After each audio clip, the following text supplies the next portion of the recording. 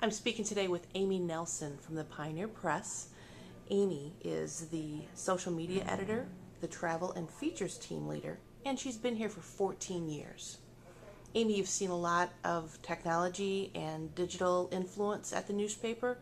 Tell me, what are some of the top things that you've seen different over the last few years at the Pioneer Press? Well, thanks, Mary, for having me, first of all. And I certainly have. After 20 years in the business, I've seen everything from the hard newspaper getting delivered at my door to now getting delivery on my iPad every morning where I read it just flipping through the sections. I'd have to say the top few things that I've seen are the comments, the Facebook, social media focus, how important it is for people to interact with the reporters that they like to read, and even comment on our stories. I've also seen minor things from apps where people can read our news and interact with us, to polls on our website and easy interaction like that. So tell me, as a team leader and as an editor, truly, how much of an influence does the average day-by-day reader have in your news decision making? Well, I'd say quite a bit, because we definitely are listening to people and reacting to their comments, and asking our readers, what do you think of this story? Especially on Facebook and on Twitter and the social media, we're asking specifically for comments. We also still get calls to reporters. We still get letters to the editor. We get popular Sainted and Tainted in every week. But I'd have to say that our polls and our Facebook commenting definitely help us figure out what people are plugged into. It helps us with crowdsourcing, which is where we're asking people questions, and then we're getting story ideas and sources from them. Mm-hmm. And also just hearing even from our advertisers and how, the reaction that they're hearing from people coming into their store saying, I saw you in the Pioneer Press, or I saw you on our mobile site. Just curious, you won so many awards over the years for your excellence in journalism and telling a story with words.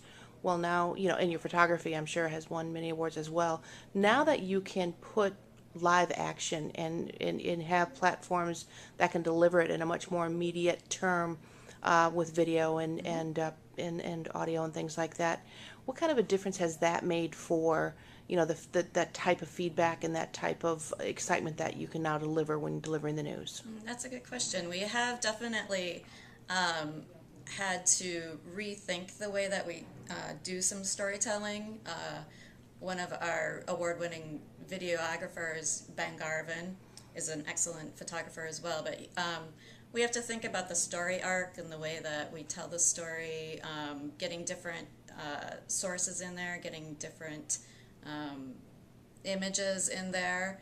But I'd still say that our words and our storytelling text-wise is probably one of the benefits, or one of our strongest points still in the newspaper, versus turning on the TV or going to a radio station for news. We still kind of give you that context. Right. We give you the tactile ability to clip and save that story that you saw your grandson in, or that you saw your neighbor in, and we can kind of delve deeper that way. But of course, the multimedia platforms that we have do kind of combine total for different storytelling abilities.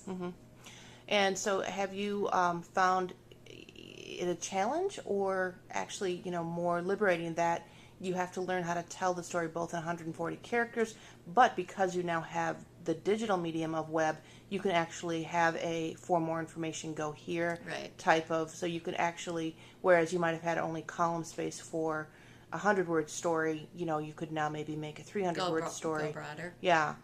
So how has that affected the way that you report the news? It's definitely been a challenge in just staffing issues and training. There's a concept called backpack journalist, where the journalist now has to be able to not only write the story and report it, but also shoot the video, and get back and tweet it and put it on Facebook. And that's a new skill set that a lot of sort of skilled journalists need to brush up on. And that's kind of what I do with the social media editing. But also, it is liberating in the fact that, let's say, we can't get it in the newspaper, or it's something that has breaking, a fire, or an event, a bridge washout, or a train derailment, where we can get it on the web right away, we can get video of it right away, our readers are informed right away, and then maybe it doesn't even go into the paper the next day. Interesting. Yeah. That's changed a lot. It's breaking So news. It yeah. definitely has, yes, that sense of it. It's so immediate. The news cycle now used to be where we would put the paper to bed at midnight or 1, and then, you know, start again the next day for the following paper. But now we're 24. You know, we have to constantly be updating the website, tweeting the news, taking tips from readers Interesting. on social media and on our website, constantly monitoring that. So as far as the interaction, that's been a game changer because now there's so much that the average consumer can now give you for feedback. If you had a crystal ball, what would you see as, you know, the additional changing landscape of newspapers? Do you think all the platforms have maxed out? Do you think it's just going to be Twitter and Facebook and YouTube and Flickr and channels like that? Or do you still see that there's going to be one more major breakthrough on ways that people can communicate? Or just will people, just the early adapters, have now started to see it become a little bit more widely adapted, and it's just going to become more the way that we all communicate? I would go with the latter, partially because I'm sure there will be new delivery methods, new platforms like you suggest, but I still think the role of newspapers, the role of media in collecting the information and then editing it, being the gatekeeper, figuring out what is, you know, what hierarchy of news is more important to people than just this whole kind of fire hose stream of tidbits coming at you. So even though I do see a larger role in collecting news from non-traditional journalists, where, you know, somebody in the community is maybe doing a flip cam video and submitting it to our website, and we watch it, I still think there needs to be that role of the editor and the trained journalist who can make sense of it for you. Absolutely. So, Well, Amy Nelson, thank you so much for taking a few minutes to talk to me about some of the changes in the newspaper industry. Have a great day. thank you.